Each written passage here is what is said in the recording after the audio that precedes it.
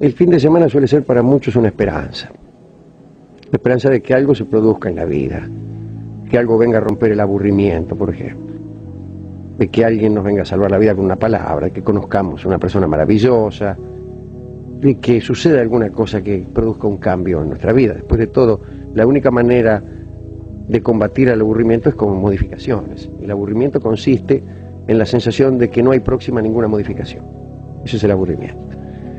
Y el domingo a la tarde sucede lo mismo que en las fiestas cuando son las 5 de la mañana, que uno se da cuenta que ha esperado en vano, que no ha ocurrido nada extraordinario, que no han venido personas a salvarnos la vida, ni hemos conocido mujeres maravillosas.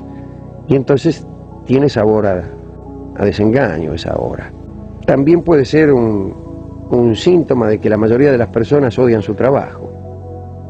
Entonces quieren que termine como si se tratara, y creo que se trata de un castigo. El trabajo es un castigo. Salvo aquellos privilegiados que lo aman, porque han conseguido lo que 1 de cada 100 personas, que es conseguir que les paguen algún dinero por aquello que gustosamente harían gratis.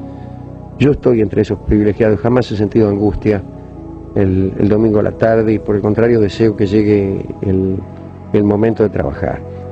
Pero no tengo derecho a convertir mi privilegio en una preceptiva general.